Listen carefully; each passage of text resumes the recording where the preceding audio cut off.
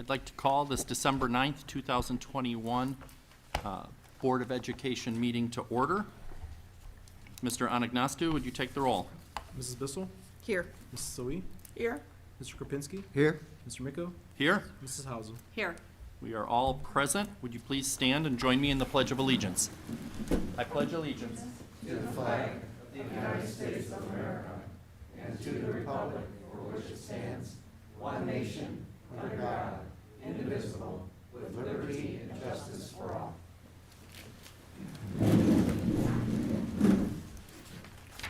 Next on our agenda, we remind ourselves of our district goals. Our district goals remain academic achievement and growth, financial prudence, and community engagement. And in lieu of a highlight or a showcase of that, I think our board meeting will speak for itself on all of those goals and how we accomplish them. Next on the agenda is public comment. I do not have any slips. Is there anyone who wishes? You can give the slip to George.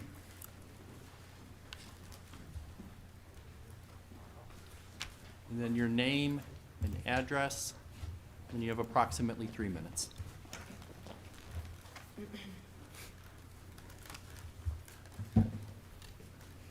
My name is Heather Glotman. My address is 8680 Ashwood Drive in Strongsville. I'm here today to talk about an investigation that was done at the high school that I feel was handled very poorly. My daughter came to the principal with a complaint about a teacher on a Wednesday morning. I was told an investigation was going to be started, and the teacher was not removed from the school until Friday. The complaints were about him being inappropriate with her along with other students. That was my first concern, that he was not immediately removed pending this investigation. He was able to remain at the school, and then I was not given any information about this investigation. I was told that he was back at the school. Nothing was ever said to me that the investigation was completed, no details given to me, nothing. I had to reach out to the principal, who gave me no information. I reached out to Mr. Ryba, who then deferred me to the assistant superintendent, who did give me some information. I was still not given any explanation as to what his disciplinary action was. I was very confused as to why he was just back at the school. And in the explanation that was given to me, I was told that he had not had any prior complaints against him, which I have since found out was not true and brought that to their attention. I was told that they were not able to take multiple girls' complaints into consideration because it was his word against theirs. So therein lies another problem, that our girls are coming to the school telling them that something is happening in private, and if he denies it, then their word means nothing. And that's exactly how these girls are feeling. I was then told that the punishment he had, I was assured that it was very serious. And I put in a request for the public record for the investigation and found out that he received 1 day without pay, which was taken out of the 2 days that he was off for the investigation right before Thanksgiving break and returned immediately afterwards. And again, the 2 days he was off was 3 days after we had made the complaint, including the day of. I also have a problem with the fact that there's a zero tolerance policy that's told to our students for being inappropriate, bullying, things like that, and it's become very clear in this situation that that doesn't pertain to the teachers. So I really wanted to bring it to your attention, because as much as I have tried, I've gotten no help from anyone at the school. In regards to this, my daughter is removed from the class, she spent for a few days sitting in the office during that period and is now in a study hall, but she is, it's almost like she's being punished. She feels like her voice isn't heard, so I'm here to advocate for her as well as all the other girls that came forward. So Mrs. Kaufman, I want to I want you to understand that we take this very seriously, and I can appreciate the concern you have. We will respond. I don't know if now is the time, but we will respond. The entire board and the administration wants to make sure your daughter feels heard, feels safe, and we will respond. And I appreciate you bringing it to our attention. Okay, thank you. Thank you.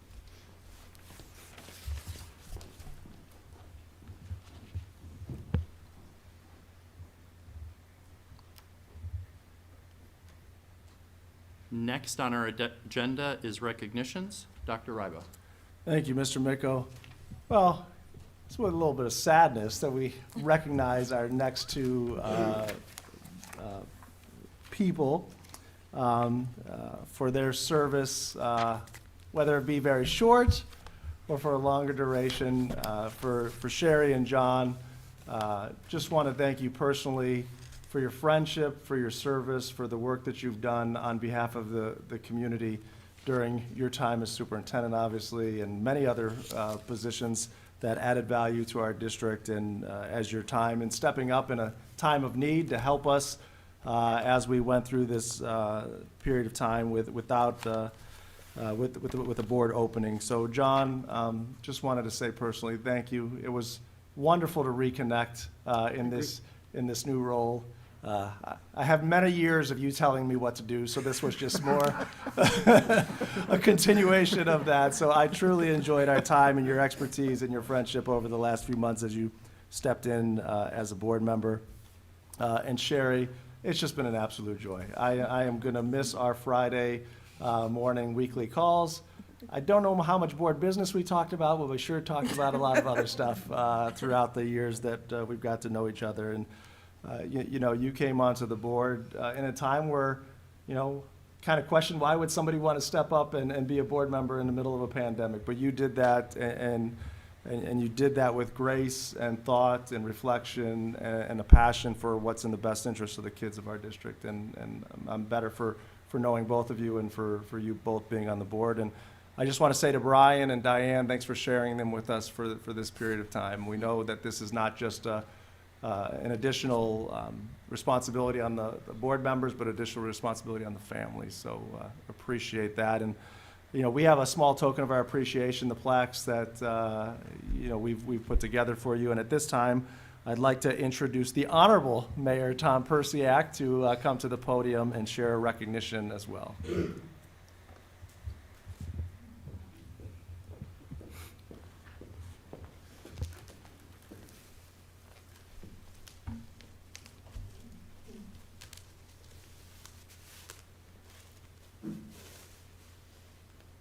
Okay, good evening, everyone. Thank you for allowing me to be here. And we have a little proclamation. So, Sherry, how about you coming up here and sharing this with us so that...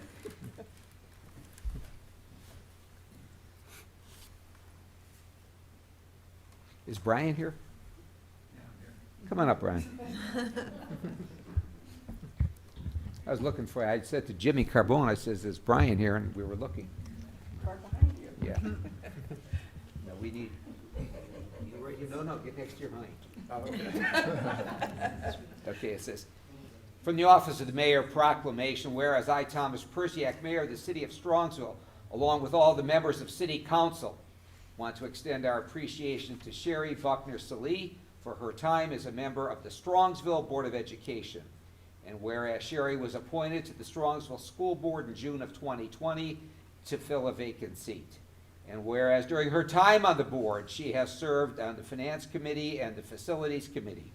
She has reported on legislation and most recently served as a liaison to the Strongsville City Council. Sherry also worked on the 2021 renewal levy campaign, which was passed for the first time. It appeared on the ballot. And whereas Sherry, who is the CPA, one of my own bean counters, earned her Bachelor of Arts in Accounting from Baldwin Wallace University and her Master's of Business Administration from Cleveland State. She's the owner of Sidby Enterprises, LLC, and is also an adjunct professor at Lorraine Community College in the engineering department. How does that all come together? Business and Information Technologies Division. Whereas Sherry and her husband, Brian, have been residents of Strongsville for 25 years. Both of their daughters, Sydney and Shelby, attended Strongsville City Schools and graduated from Strongsville High School. Now therefore, I, Thomas Persiak, do hereby proclaim December 9th, today, as a day of recognition for Sherry Buckner Salee in the city of Strongsville, and do hereby recognize her efforts and accomplishments as a member of the Strongsville School Board. We wish you health, happiness, and success in the future. All the best to you. God bless. Thank you for your work. Thank you for your dedication. And thank you for stepping up when we needed you. Thank you. Thank you, Tom. Brian, thank you so much. Thank you.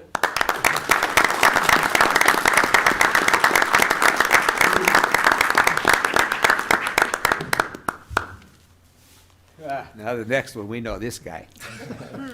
Come on up, John. Diane, I know you're here. Come on up.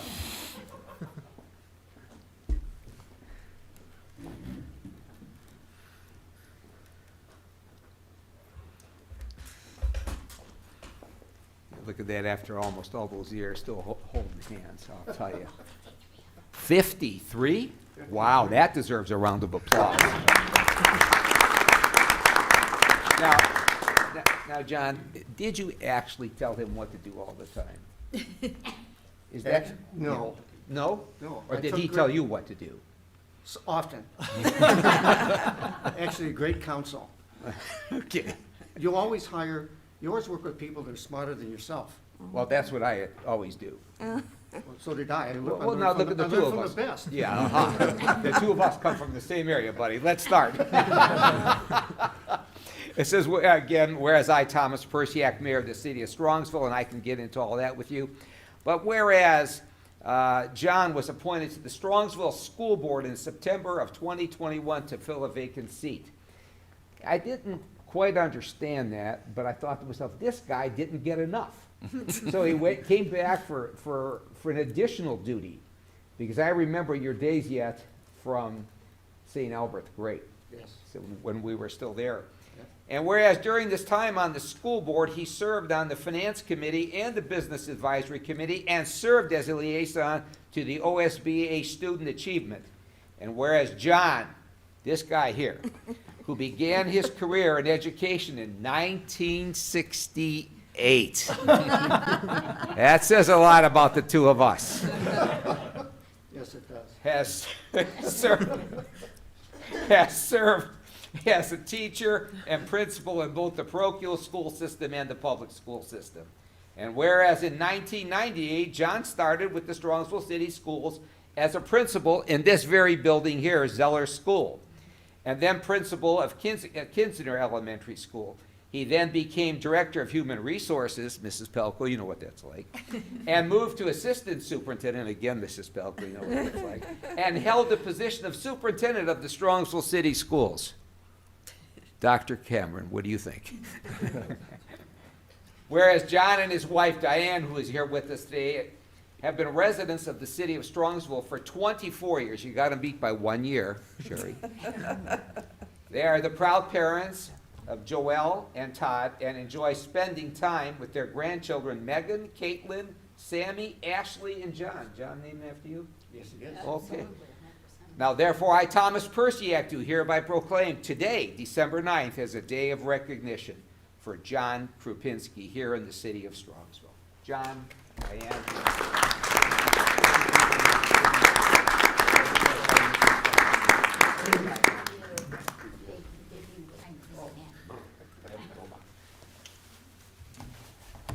Thank you, Mayor. Thank you for your time and being here. We appreciate it.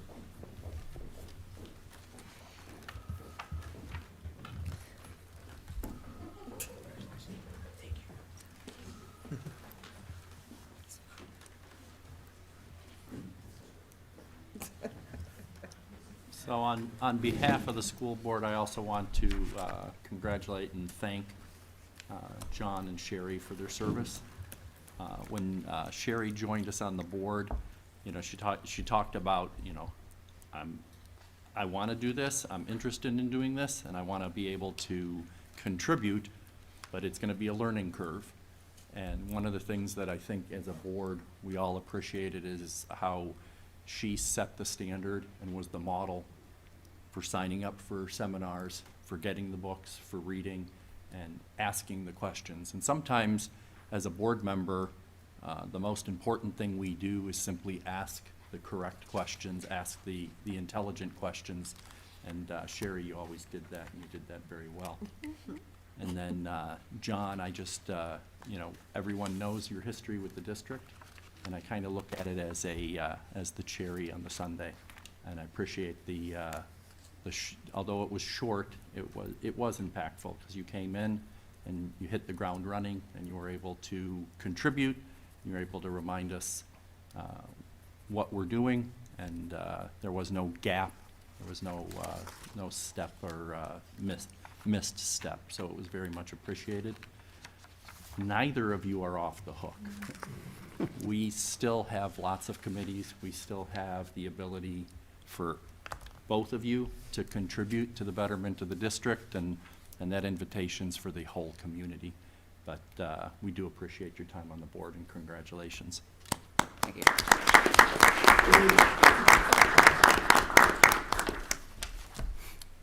Back to you. Thank you, Mr. Micko. So continuing on, we do have a series of outstanding recognitions for our fall athletes. So I'm going to turn it over to high school principal, Mr. Bill Wingler, to kick this set of recognitions off. Bill? Good evening. So this is actually one of my favorite parts about the job, is honoring, whether it's National Honor Society, whatever it is I get to go to, where I get to see Strongsville students do amazing things. And tonight we have 3 athletes who are going to be honored, and 2 in cross country, which is a sport near and dear to my heart because my kids have been in the sport for a long time. And I know if you drive by Bonnie Park in early June and you see kids running in the heat, there's a lot that goes in. People always think running is just running. You just go run, just go out there, we'll see you later. It's a little more complex than that, requires a tremendous amount of hard work. The 3rd athlete is a golfer, and I won't pretend to know anything about that or be any good at that. But I do know that all of the athletes here tonight have done one thing, is they've worked extraordinarily hard.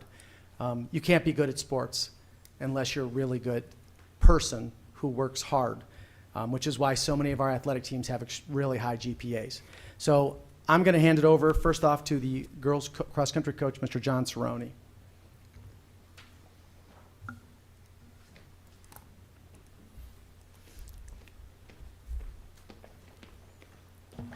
Julia, want to come on up?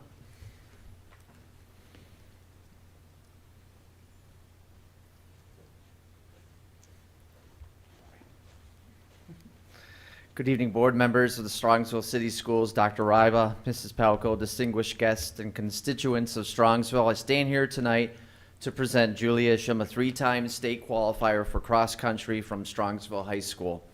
The late General Colin Powell wrote, "Whenever you start, give it your best. The opportunities are there to be anything you want to be, but wanting to be someone isn't enough. Dreaming about it isn't enough. Thinking about it isn't enough. You've got to study for it, work for it, fight for it with all your heart and soul, because nobody is going to hand it to you." These words are a perfect reflection of the accomplishments that Julia made this year in cross country. It is a very daunting task to become an individual qualifier to the state championship once, but 3 times speaks volumes of the resiliency and commitment that Julia displays. Julia is the 5th girl in the distinguished history of Strongsville girls cross country to qualify to the state meet 3 times. She is the 3rd runner to be named All-Ohio at the state meet twice from Strongsville High School. Throughout the season, Julia was consistently in the top 5 runners of every invitational this year, earning Greater Cleveland Conference All-Conference runner, 4th at the district meet to earn an individual qualifier and team qualifier to the regional championship meet, 4th at the regional championships, earning another trip to the state championship, and finishing 26 out of 183 runners at the state championship, only missing the junior record for the fastest runner in the history of Strongsville girls cross country by 6 seconds. She already has the school record for the 5K, as well as the fastest freshman and sophomore times in school history. Her journey is not through. Julia has 1 more year of cross country to make it her best one yet. Julia, we as coaches are able to go to places because of you. As Dr. Seuss so succinctly wrote, "You have brains in your head, you have feet in your shoes. You can steer yourself any direction you choose. You're on your own, and you know what you know, and you are the one who will decide where to go." Congratulations, Julia.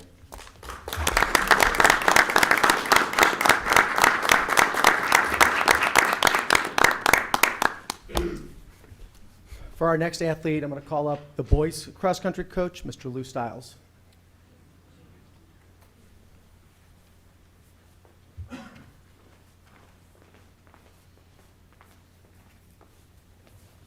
Good evening, everyone.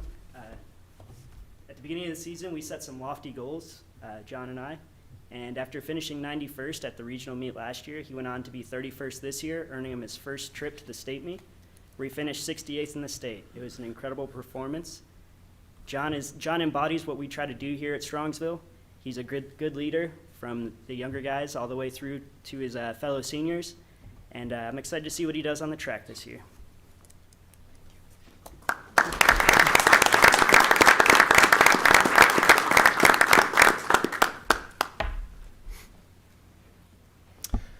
And last but not least, our boys golf coach, Mr. Steve King.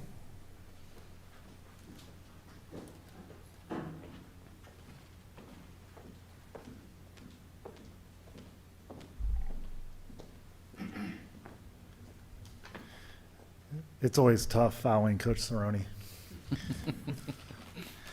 All right.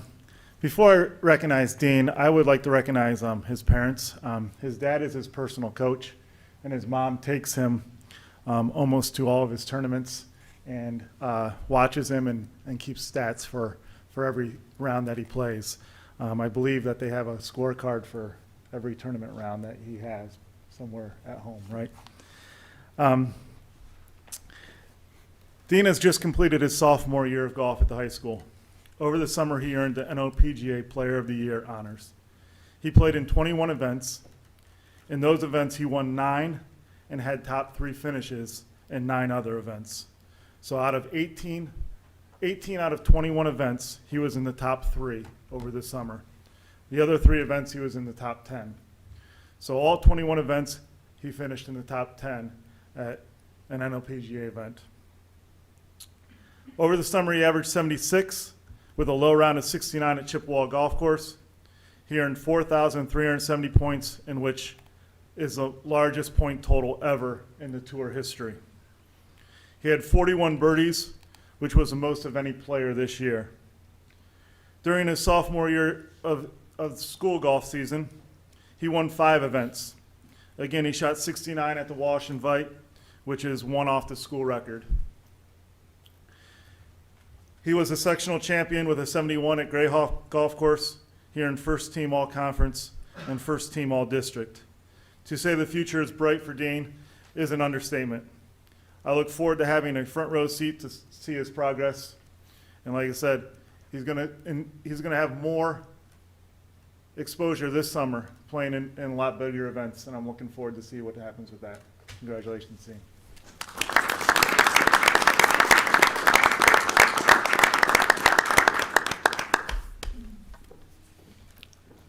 Well, I just want to, again, on behalf of the board, take the opportunity to thank the parents.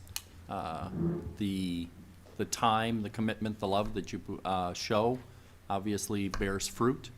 I'm very fond of saying that we know you're proud of them, but we want you to know that we, the board, and the entire community is proud of them. We have a thing in Strongsville in our schools called the Model Mustang. And this is 3 excellent examples of what a model Mustang is. Not just accomplishments in sports, but accomplishments in academics also. And it always makes me happy to see these examples, because there's going to be younger Mustangs that are seeing the same thing. And they now know that they can do great things in golf, great things running, which I now know is more complicated than just putting on tennis shoes. And great great things in any of our sports activities. So congratulations again.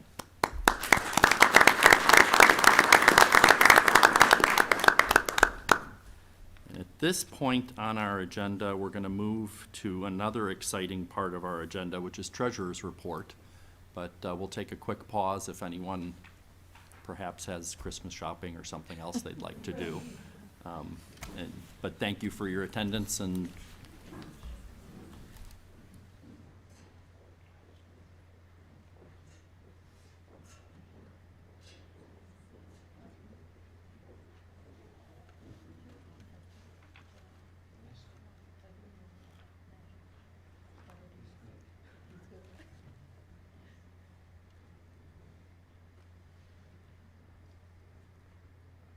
George, I see that nobody left, so they all want to be part of your exciting treasurer's report. Those that have to be here are still here. Thank you, Mr. Miko. I have a few items for your consideration tonight. The first being a student activity program budget revision. This is for the Whitney Media Center student activity account. It's increasing their budget from $500 to $1,678. And the increase is due to the cash that they have in the account, and they're looking to buy books that were lost or damaged, and that's where the funds are coming from. Item B is amending the permanent appropriation measure to reflect the change in the Whitney media account, and that is the only change to the appropriation measure, and that can be found in Exhibit B. And the last item that I have is item C, which will require a separate vote. It's a resolution approving a settlement agreement with Westbridge Properties LLC. Be it resolved upon the recommendation of the treasurer that a resolution approving a settlement agreement with Wedgebridge Properties LLC be approved as described in Exhibit C. Do I have a motion? So moved. Second? Second? Motion by Mrs. Hausum, second by Mr. Kropinski. Any discussion? So, I will say that during our legislative update, we will talk about House Bill 126. 126, thank you. And, you know, these resolutions are going to be challenged by that House bill. So it's a timely example of what's going on locally, along with what potentially will be happening in Columbus. Any other questions or discussion? Yeah, and just to give an example of what this is a commercial plaza here in Strongsville on Pearl Road that was sold in 2018 for $600,000. The county value is at $453,000, and the settlement agreement is to pay the increase in tax of about $2,500 for tax years 18, 19, and 20, for a total of $7,500 for the increased value. Any other questions? Hearing none, take the roll. Mrs. Hausum, Yes. Mr. Kropinski, Yes. Mr. Miko, Yes, Mrs. Bissell, Yes. Mrs. Salee. Yes. and the motion carries. Next on our agenda, Superintendents Report. Dr. Ryba. Thanks again, Mr. Miko. We have a presentation and a public hearing, so I'm going to ask our presenters for the school calendars to come up while I kind of give an intro. So in front of you, board members, you should have two calendars at the top in the green header. It will dictate if it's the 22-23 or 23-24 calendar.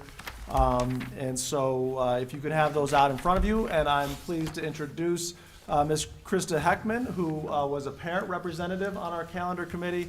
And we all know Mr. Bill Wingler, high school principal, who was an administrative representative on our calendar committee.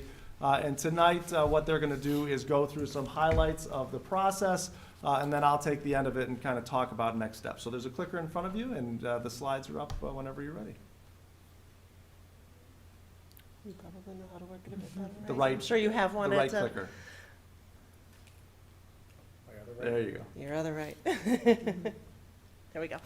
Good evening. As Dr. Ribas said, I'm Krista Heckman. I'm a local parent here in Strongsville. I have a first grader rather at Kinsner Elementary, and 3-year-old twins as well. I'm also the president of the PTA at Kinsner Elementary.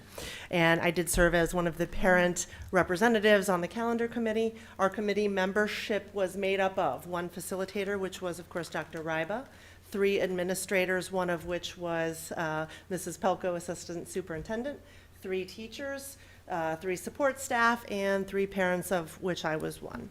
We got together over the course of 2 meetings in November and December to come up with proposed calendars that we're going to share with you tonight.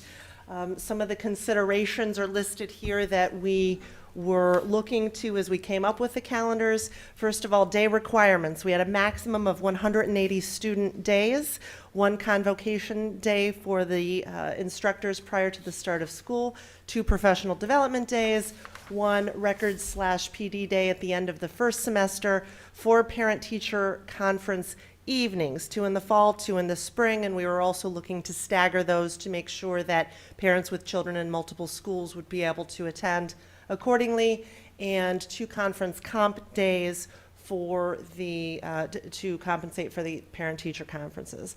Other calendar considerations, of course, any asynchronous days that might happen for PD purposes in order to keep our student counts up, our student days up high enough, and then also feedback received from the staff surveys that we took into account.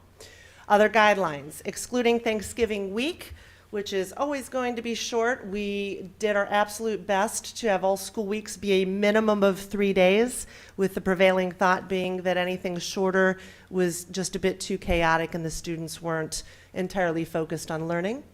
Historically, we've ended the first semester and held Strongsville High School midterms prior to winter break for the past 4 years. That way the midterms aren't hanging over their head as they're trying to enjoy their winter break. All Polaris districts, of which of course we are one, have agreed to have spring break the week after Good Friday, so those were already scheduled for us and set in stone. And then our overarching goal was to have 45 days per quarter for the upper grades, 60 days per trimester for the lower grades, and 90 days per semester.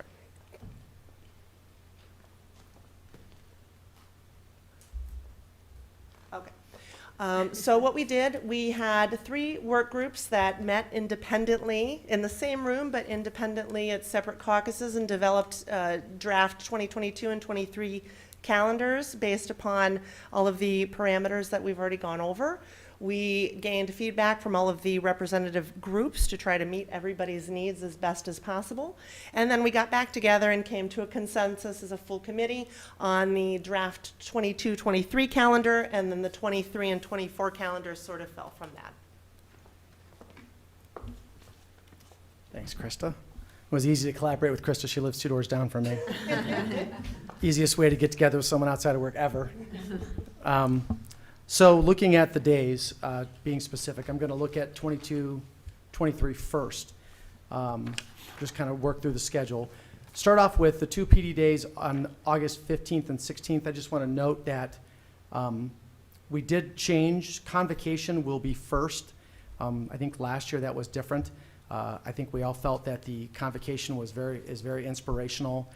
Staff morale is extremely high. There's a lot of positivity. So to have that day in the very beginning when everyone's coming back and kind of inject some energy into the day leading into the PD day. So on both of the calendars, I'll reference there, that is a change from last year. Moving from there, we have the conference nights, which are a little bit different based on surveys, staff surveys, and what each building wanted. The high school and the elementary schools have 2 different days of conferences. For example, the high schools is on the 29th of September, and then the second day is on, hold on, my eyes are getting so bad, I think I can get stronger glasses here. It looks like on the 5th. Same thing, the elementaries are the same thing. They're like on a Wednesday and a Thursday. The middle school, at all the conference nights, are back-to-back. They're 2 nights in a row per that building's request.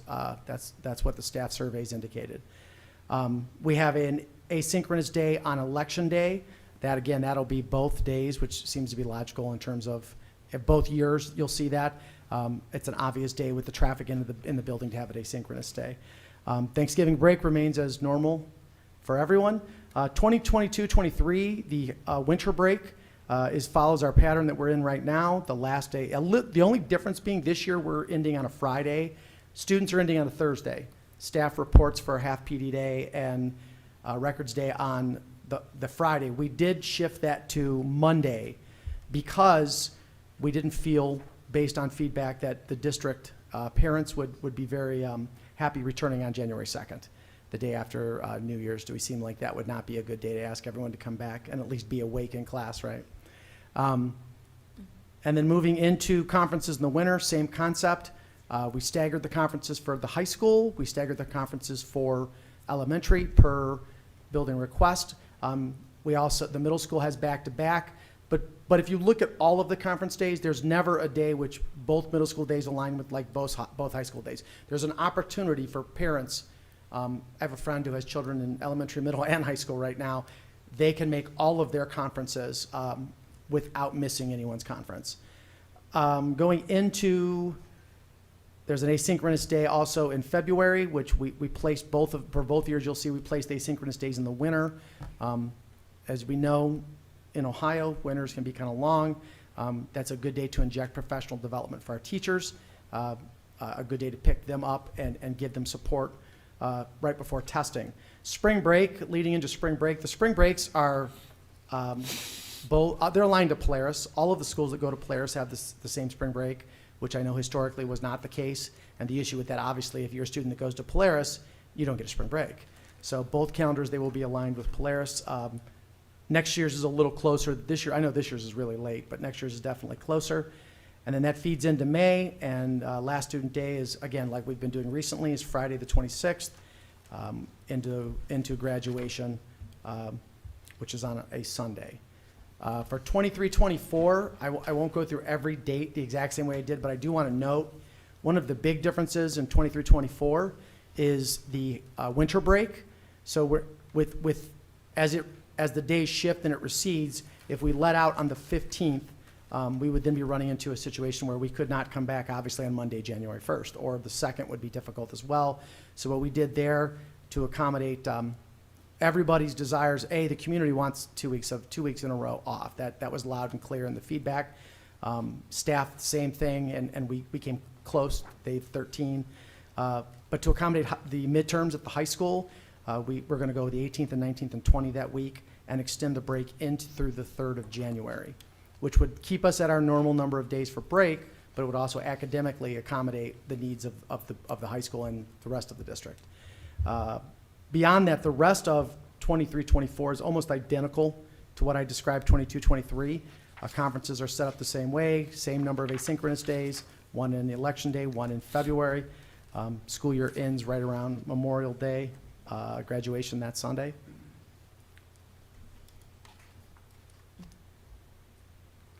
So before I continue on kind of with the procedural aspects, any questions for me or Krista or Bill in terms of what was selected, the decisions of the committee, any feedback questions you may have? Yeah, I have two questions. When we're looking at February and March in both cases, I'm just curious how you decided that February would be an asynchronous day on this, like the 17th, for example, and the 22-23, and the March day is just plain off. Just how did you decide which was which there? It's that way this year as well, but I'm just curious about the logic. Yeah, I believe there's a lot of conversation around that. I believe a large part of it is that the off day in March made sense because I think it extends for a long weekend, and there is no time off. March is the Okay. one day, really, there's nothing in March, and not that it's not sunny in Cleveland in March, but it's definitely a long month. And I think the thought was, and from my perspective, selfishly, as the high school principal, having the PD be earlier in the year is beneficial for us in terms of testing, in terms of getting prepared for that fourth quarter. So I think strategically putting that asynchronous day where we could use it more. And then in terms of fatigue, an asynchronous day, if it's surrounded by some type of professional development in March, it's late in the year. So in terms of getting as much as we can out of that PD, it allows us to kind of focus.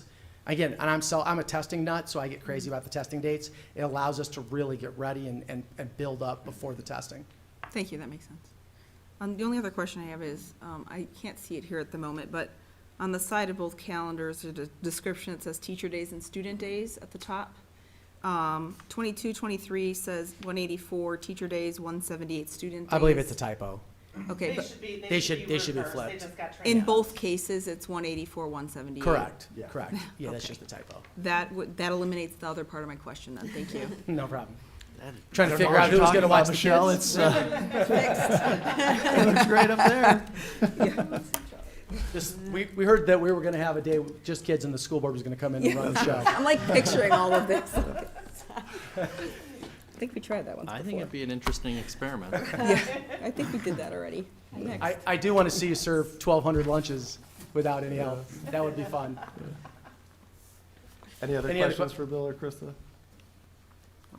I do want to just thank both of you and the entire committee. You know, sometimes if you just take a quick glance at something, you think it's just simple and straightforward, like setting up a calendar or whatever, but you really do have to go through it, and it's, you know, every time I've gotten and paid attention, it seems like, well, if we do this over here, and then all of a sudden you're unbalancing something else. So it does take a little bit of effort, or not a little bit, it takes a lot of effort. And it's good to have all of the different inputs to make sure that we don't just have one point of view. So thank you, and thank you to the staff, or the committee. Thank you. So just kind of in terms of procedurally, a handful of years ago, there was a law passed. We have a board policy that says in adopting a school calendar, we have to have a hearing, which is today. And then once we have that hearing, we have to wait 30 days. So in my parent update on Monday and staff update, I'll share the draft calendars. And we'll be in that 30-day waiting period. Part of what it says in the presentation that Bill and Krista just did is that we've got to talk about the total number, or we've got to talk also about the total number of hours in a school year and the length of the school day.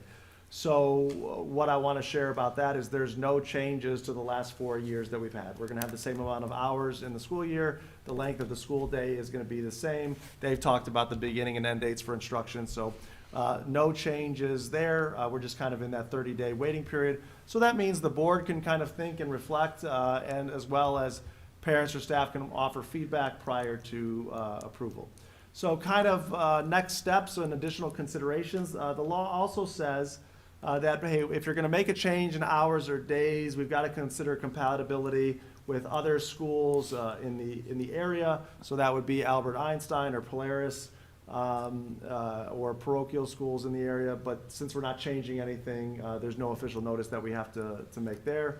And then again, you have the option to recommend no changes to what we've provided, or if you have feedback, you can send it back to the committee for a possible revision if we need to talk about it. If not, sometimes we've emailed the committee and gotten electronic consensus if there's any changes. With 30 days, we haven't set the 2022 board calendar yet, but based on where our organizational meeting will be for the board and for our families, it won't be approved until the second January meeting. Any further questions on the calendar? The only comment is we'll make sure it's on our website, and, we sincerely hope that parents that are interested, or community members that are interested, download them, review them, and if we missed something, let us know. Next, I'd like to ask Mr. Mike Caldwell to come up to the podium. Mike is a member of our Board Facilities Development Committee, and he has a presentation on behalf of the committee that he would like to share with the board. And as you look around, we have a handful of other committee members that are with us tonight to provide support. So Mike? Thank you, Dr. Robber, and thank you, board, for the time. So as Dr. Rabbit said, I'm representing the Facilities Committee, and I wanted to reiterate, first off, our purpose. And we are tasked with maintaining the strategic plan and recommendations for capital improvement of the district buildings and facilities with a focus on fiscal responsibility and transparency. Our meetings are open to the public. They occur on a quarterly basis, and the details for those meetings are on the website. And so the purpose of presenting this evening is a recommendation to the board to engage a vendor cooperative strategies to complete an enrollment projection and subdivision yield analysis. That is a 10-week study at a cost of $22,000 plus expenses. We commissioned a similar study in 2008 in preparation for the middle school construction project. That study was quite valuable. It served the needs at the time, and the projections proved to be very accurate. And so at this point, we need to refresh that data and our projections for the next 10 years. And the reason for the recommendation and for the study is to address some of the challenges that we have with some of our buildings in the district, specifically with the elementary buildings. So the cost of the capital improvement plan for those buildings is no longer fiscally responsible. Several of those buildings, Chapman, Moraski, Sarrar, Whitney, and Zellers, this building, were built more than 50 years ago. And the cost of updating those buildings and continuing to maintain those buildings and to meet current code and requirements is approaching the cost of just brand-new facilities. And so as starting this analysis, the committee is starting the process to investigate a comprehensive building project to replace those buildings. And as part of this analysis, we evaluated a couple different vendors that could perform this kind of study, and the group unanimously selected Cooperative Strategies to perform that demographic study and estimate that future district enrollment and our capacity needs. And so as Dr. Ryba said, we have several facility committee members here this evening, so I'd like to thank those committee members, Mr. Carbone, Mr. Burdick, and Mrs. Mayo, but wanted to recognize the committee for their work in this area. Thank you. Thank you. Any questions from the board in terms of, just as a point of clarity, the Cooperative Strategies proposal, because of the amount of money it's less than $25,000, which means that doesn't come to the board for approval by policy. George and I have the authority to approve those contracts. So we did want to bring it to you, obviously, because it's a big deal, and it's a big first step in terms of looking at our future elementary facility needs. But wanted to see if you had any questions for Mike or the committee members, or the board members that sit on that committee, or me as well. Did any, Laura and Sherry, did you have any comments you wanted to share from the meeting? Just that they compared two different companies, and I'm very comfortable with the company that they picked. It does a more thorough study, and it suits the needs of what Dr. Ryba is looking for in moving forward with our district, so I'm very comfortable with their recommendation. Same, yeah, yeah. There's only the two, and I forgot, what was the difference between the other one? It was more extensive on what piece of it?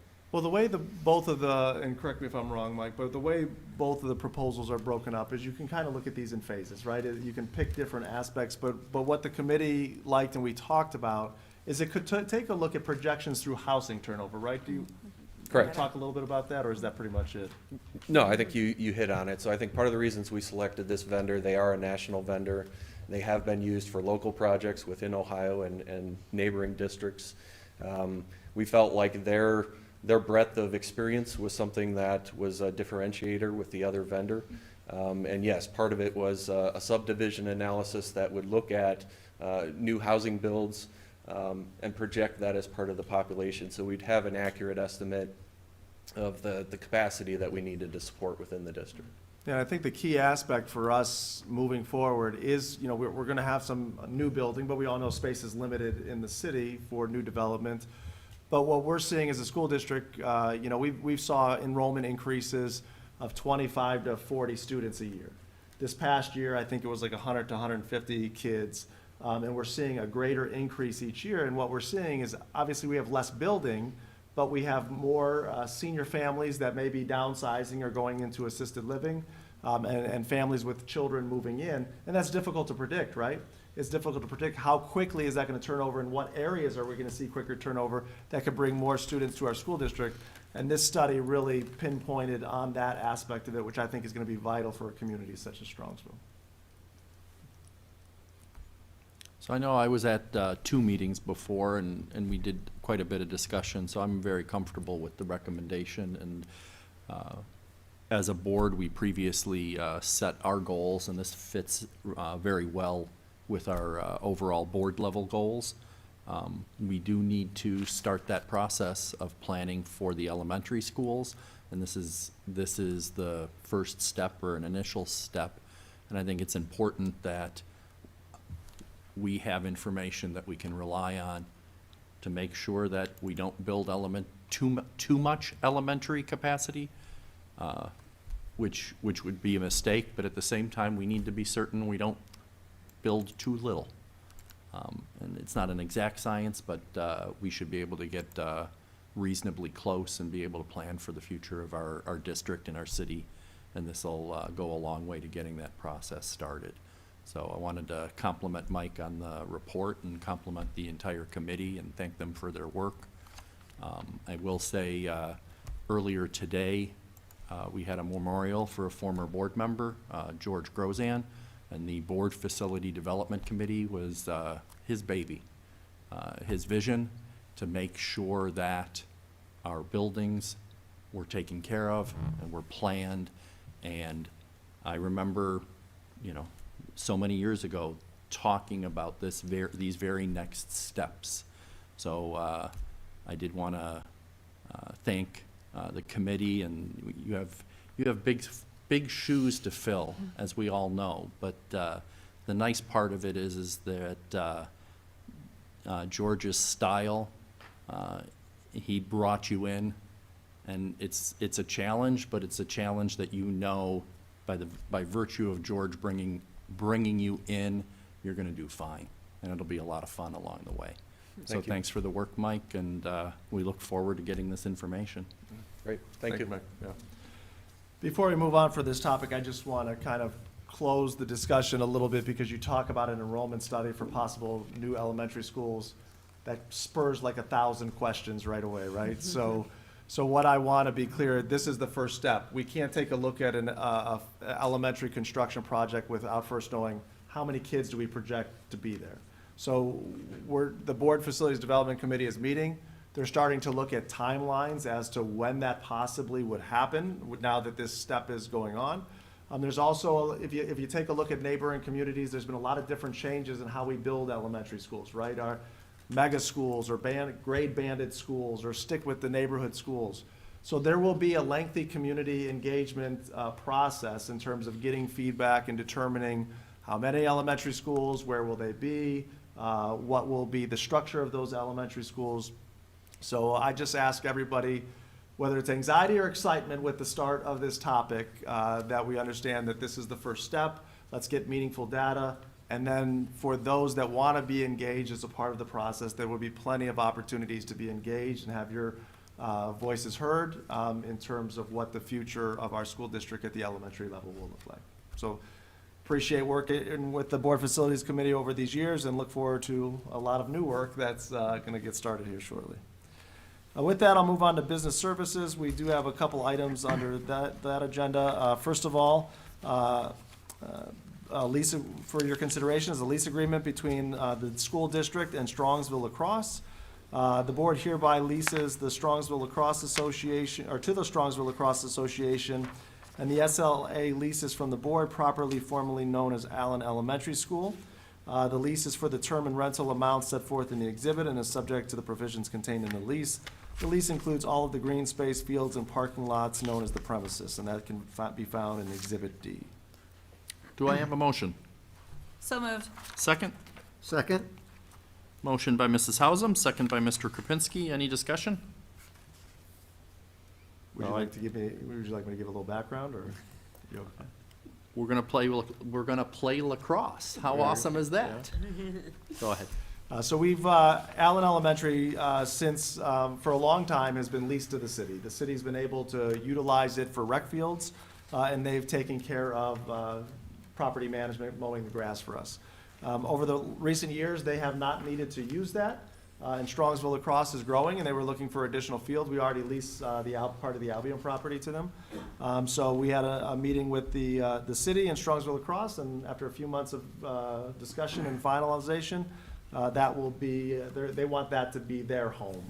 So the way this works in the lease agreement is it can be their home. It's still our property. If they're going to make any improvements or add a shed or storage there, it has to get our approval. And there's a clause in there that should we want the property back at any time, we can cancel the lease with the X amount of days' notice. But and they will continue to take care of the property for us. So it's a great thing for Strongsville Lacrosse. It's a great thing for our city and our school district as well. So I'm excited to give them a place to officially call their home. And I think that's a good way to put it. It's going to be their home. Strongsville Lacrosse continues to grow. It continues to attract more and more youth to play the game, and so they had been trying to figure out a permanent practice place that everyone knows about, and it'll help them continue to grow, and that helps us too. So I think this is great, a great result, and I'm looking forward to the partnership. Any other questions or comments? Take the roll. Mrs. Hausum, Yes. Mr. Kapinski, Yes. Mr. Miko, Yes, Mrs. Bissell, Yes. and Mrs. Sully. Yes. and the motion carries. And we do have one gift from Shradar and Priyanka that donated $100 to Whitney Elementary School, so thank you for that donation. Under curriculum, the first we have a revision to the secondary student fees. It's a correction or revision to the May 20th, 2021 agenda as stated there in the secondary fees. We do need to reinstate a $4.50 50-cent fee for the Intro to Family Consumer Science 7 course. That was suspended due to a remote and hybrid schedule last year and needs to be assessed this year, and that can be found in Exhibit E. We do have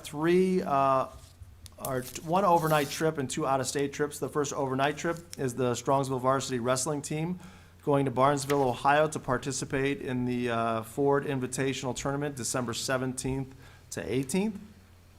The out-of-state trip, we have 2 ski and snowboard club trips. The first one is Strongsville High School Ski and Snowboard Club. Travel to Peak and Peak Ski Resort in Clymer, New York, January 22nd. And then the second is the same club traveling to Holiday Valley Ski Resort in New York on February 19th.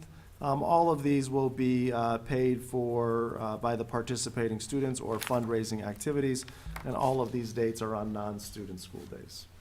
Any questions on the curriculum report? All right, we have no items under student services, and with that, I'll turn it over to our Assistant Superintendent, Jenny Pelko, for her report. Jenny? Thank you, Dr. Ryba. Under Human Resources this evening, I have the following items for your consideration. Under E1, we have the retirement of a certificated staff member, Mrs. Becky Pollock, who has been one of our physical education teachers in the district for quite a while now, has elected to retire. I also have an addendum, so I'll continue with the retirements here. Under E1, with the retirement of a non-certificated staff member, we have Robert Hale, who is our AV Communications and IT field technician, who's also been with us for quite a while, has also elected to retire. So we'll recognize them officially in May with everybody else, but just want to wish them the very best and congratulations to both of them. Under E2, appointments for non-certificated staff, appointments for certificated substitutes, an appointment for certificated district substitute, appointments for non-certificated substitutes. Under E3, changes in hours for non-certificated staff. Under E4, continuing contract for non-certificated staff. Under E5, we have medical leaves for certificated and non-certificated staff. Under E6, volunteers for several chaperones. And finally, under E7, we have a memorandum of understanding, be it resolved upon the recommendation of the superintendent that the memorandum of understanding between the Strongsville Board of Education and the Strongsville Education Association as stated in the exhibit be accepted, and this does require a separate vote. Do I have a motion? So moved. Second? Second? Motion by Mrs. Hausum, second by Mr. Kropinski. Do we have any discussion? We thank the association for their collaboration and their partnership, and we look forward to continuing our good work. George, take the roll. Mrs. Hausum, Yes. Mr. Kapinski, Yes. Mr. Miko, Yes, Mrs. Bissell, Yes. Mrs. Sully. Yes. and the motion carries. We have no technology report for this month, so that concludes my report. Next on our agenda is report on Polaris. Mrs. Bissell. Yes, we still have not met since the last report. Our December meeting is next week, where we'll celebrate the holidays together and get to do some of the more normal things we missed out on last year. So I'm looking forward to that. But in the meantime, I want to highlight 3 more student ambassadors that are representing us well at Polaris. Mia Dafis is in the criminal justice program there, and she says that the thing she likes most about Polaris is the environment and the teachers and the friends she makes. So everything about the program is she's enjoying. The second student is Roderick Miller, and he's in the EMT and fire program. And he says he loves the new experiences he gets every day along with the new skills. And then finally, Leanne Hawk is in the aeronautics program, and she says she loves the technology, and they do have some really awesome technology there, including some drones and some like flight simulators, which are really cool. So congratulations to these 3 students, and we thank you for representing us well at Polaris. That concludes my report. And just as a piggyback on that report, we do know Leanne very well, and she is in the aeronautics program, and she is not only doing the drones and that portion of the program, but she's learning how to fly, and recently did her first solo flight, which is about as cool as you possibly can get. So we congratulate Mia, Roderick, and Leanne. Next is report on legislation. Do you have anything, Sherry? No, there's nothing going on. It is the holiday season. I will take the opportunity to remind the public that we're following HB 126, which will change, potentially will change boards of education and other public entities' ability to challenge property values. And, you know, ultimately, from Strongsville's perspective, it would be detrimental to our district if it passes in the current amended form. As we discussed earlier, the settlement agreement is something that's legal now, potentially would not be legal, and ultimately would be detrimental to the district. So if anybody needs to write an email, is desperate to write an email, they can write one to Representative Patton or Senator Dolan to advocate that boards of education have the ability to continue to champion the public's interest. Do you want to add anything else, George? Or No, I think you touched on it, where the bill currently sits now. Say the last meeting, I went down and testified to the Senate Ways and Means Committee, who had the bill. It was changed as currently sits now. It's as it was originally proposed, school boards couldn't file any counter complaints or initiate any complaints. Where it passed in the Senate Ways and Means Committee, school districts can file counter complaints, but they can't initiate. And when you file a counter complaint, it must go through board resolution first by individual property.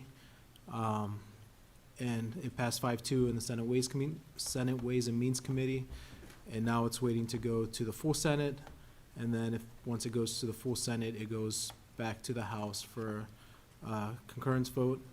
And then if the House approves it, it would go to the governor, who could have the opportunity to veto it. I believe he did veto it in the past, or it failed in the House.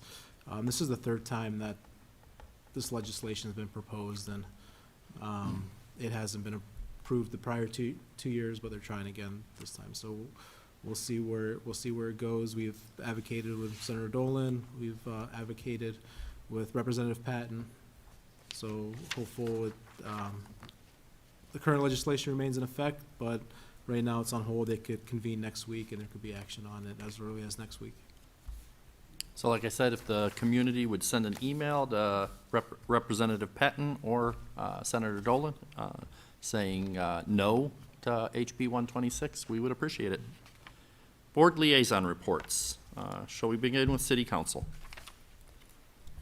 Yes, City Council met this past Monday evening, and they started by recognizing the Strongsville Police Department as the Department of the Month by the Ohio Association of Chief of Police. So congratulations to our police department.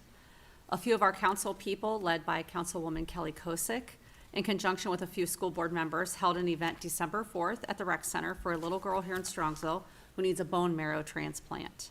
The goal was to help her find a match. Approximately 30 individuals came out to participate. If you couldn't make it and are interested in seeing if you are a match, you can go to bethematch.org for more information. City Hall will be closed December 23rd and December 30th to observe the Christmas holiday. They will be open half days on the 23rd and 29th. That concludes my report. Thank you, Laura. Strongsville Education Foundation did meet this morning, and they continue their good work. And the raffle the football raffle.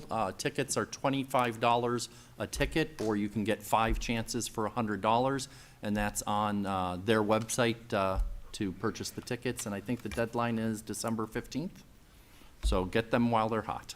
And I would also add, there's another fundraiser that they're doing. It's been on social media, and I think elementary students will have it sent home, if not this week, next week.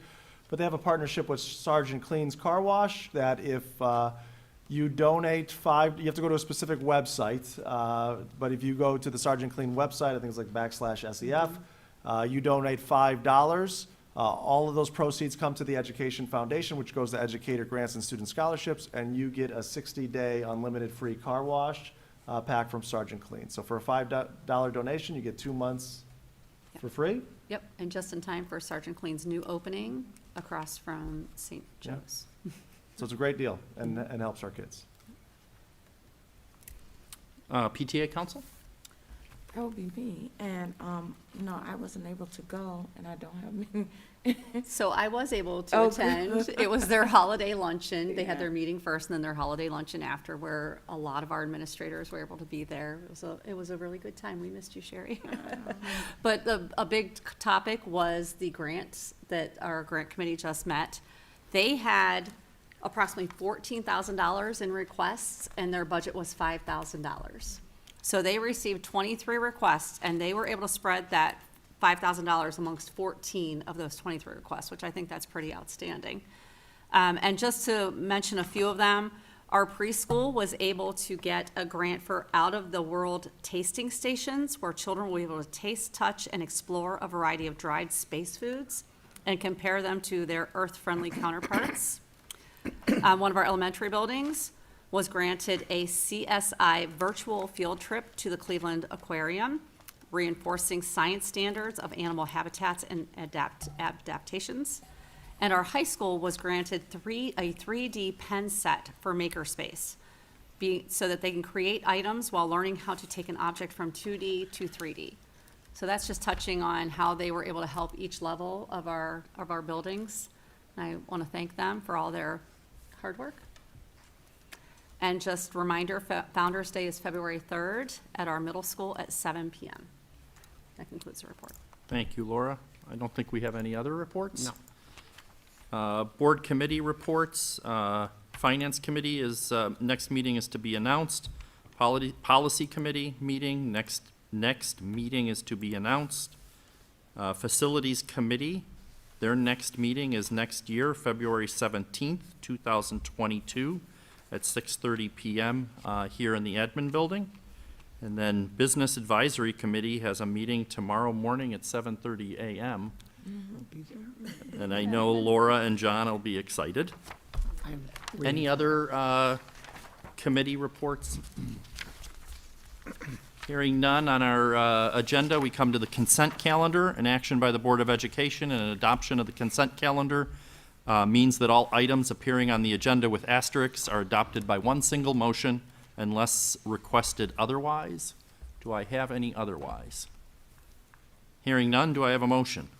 So moved. Second? Second? Motion by Mrs. Hausum, second by Mr. Kropinski. Any discussion? We do have the addendum, and I feel like we should do an auction to whether we should accept Mr. Hale's retirement. Good point. So, but we congratulate all of them on their retirement and look forward to recognizing them in May. Take the roll. Mrs. Hausum, Yes. Mr. Kropinski, Yes. Mr. Miko, Yes, Mrs. Bissell, Yes. and Mrs. Salee. yes. and the motion carries. Next is Superintendent's timely information. Dr. Ryba. Just a reminder of our upcoming concerts again. As you can see, we've got a concert tomorrow during the day, and then all next week, Monday through Thursday, there's different concerts across the district. I did want to share with the board, I was able to stop in at the middle school band concert on Tuesday. And one of the things that we were able to do is we were able to look at their schedule, and they created a new class this year that was just for new band students that started in 6th grade instead of 5th grade. I can't tell you how many were there, but the stage was full. So that's awesome to hear that, you know, pandemic starting an instrument that was, you know, maybe a little tough for families to see the number of students, and that class really helped support them in that level. And then the other thing, Mrs. Robley, I wanted to share what she shared on stage, just a thanks to the board. We made a change and utilized our ESSER funds to go from every other day of instrumental music, whether it be strings or orchestra or choir, to every day. And what a significant impact that's made, and you could tell it by how the students played and sounded. So a phenomenal concert there.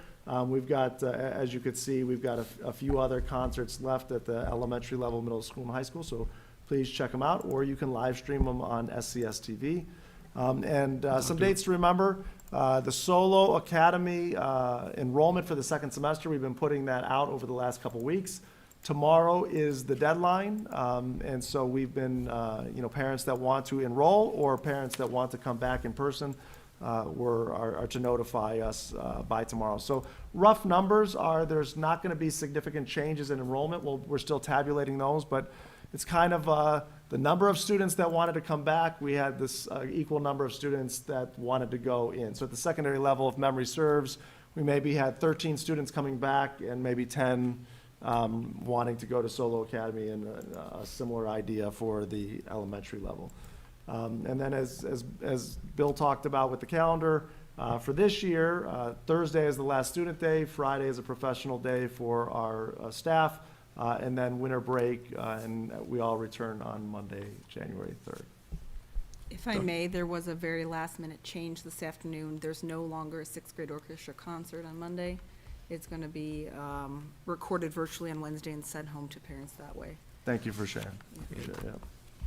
There will be the email Mrs. Rogers just sent out was, they'll perform during first and ninth period on Wednesday, 12:15 at the school day on CMS stage. The performances will be recorded and shared with families. Right. Thanks, George. Thanks, Michelle. And that concludes timely information. Board of Education Other. First up, discussion of our 2022 Board of Education meeting dates. We have the draft, as we discussed before. We're going to move our dates to the second and fourth Thursday of the month, except for the first meeting of the year, which will remain that first Thursday, January 6th.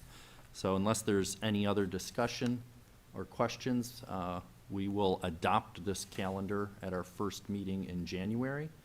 A few things that we need to think about is we have that annual board retreat, and making sure that we want to keep that date and that works. And then if I can ask Michelle to liaison with Polaris, but now's the time to pick a date on the calendar, and instead of having the meeting at the admin building, we would have it at Polaris, and they would host us.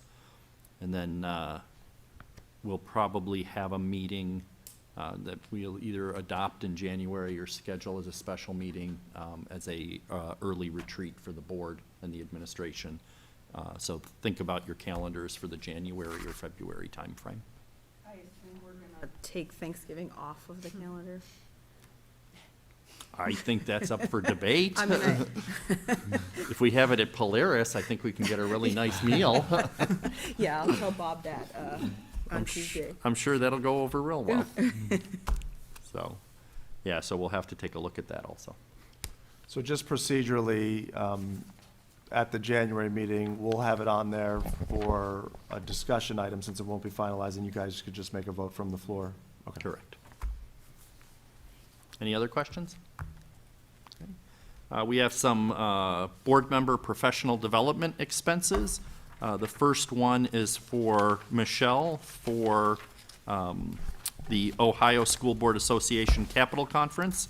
And we have a partnership there where Polaris is picking up half your fees because of your duties to them, and then we pick up the other half. Do I have a motion?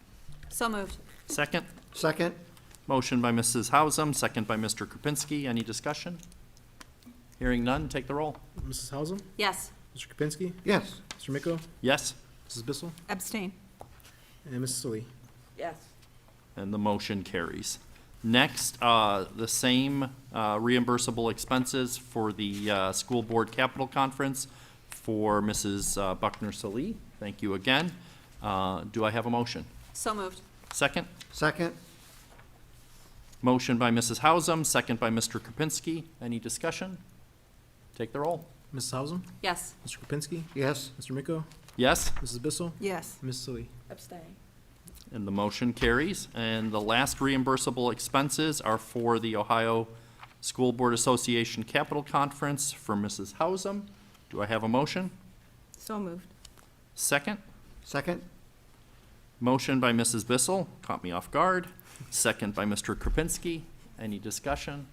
I will compliment everyone on taking their responsibilities seriously.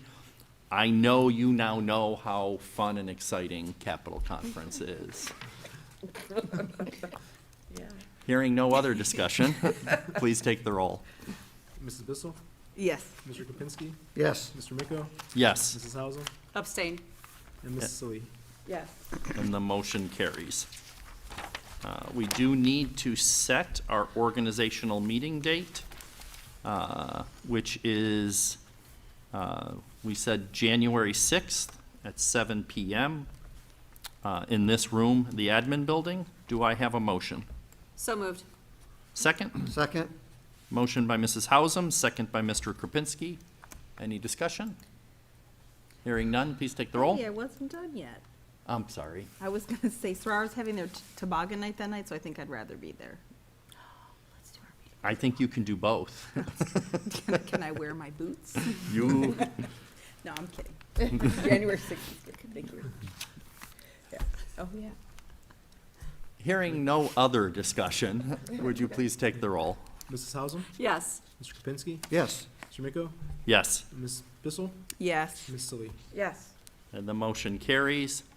Next is an appointment of President pro tempore for the 2022 organizational work session meeting.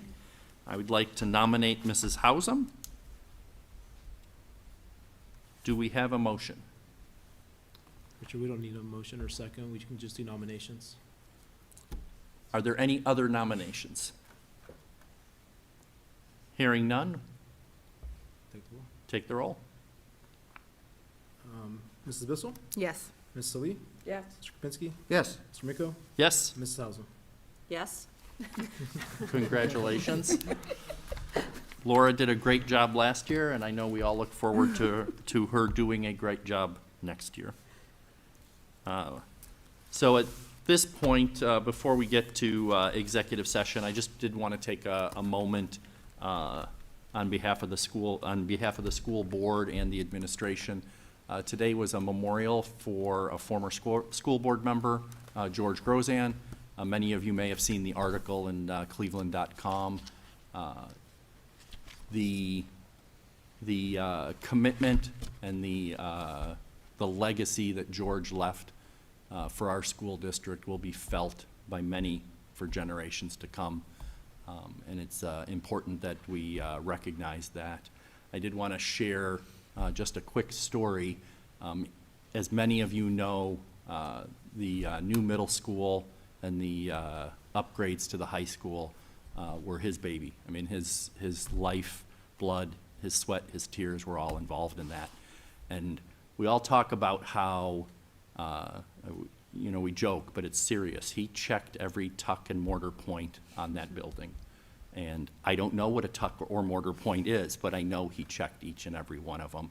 But the way he did these things, we like to say he did it the right way. It didn't just start with the construction.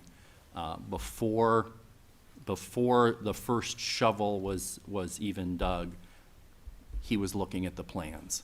And I know this because when the architect plans were being drawn up, he had not one copy made, he had 2 copies made. And he came knocking on my door, and he gave me my copy of the architecture plans. And they're a good 2 inches thick. And Mike knows what I'm talking about. I'm like, what am I gonna do with these? And he's like, you know what you're gonna do with these. We're gonna go through them page by page, inch by inch, and we're gonna make sure those plans are right so that when they start to bring the shovels out, when they start to build that middle school, it will be right, not just for George's kids, not just for my kids, but for all of the children in Strongsville.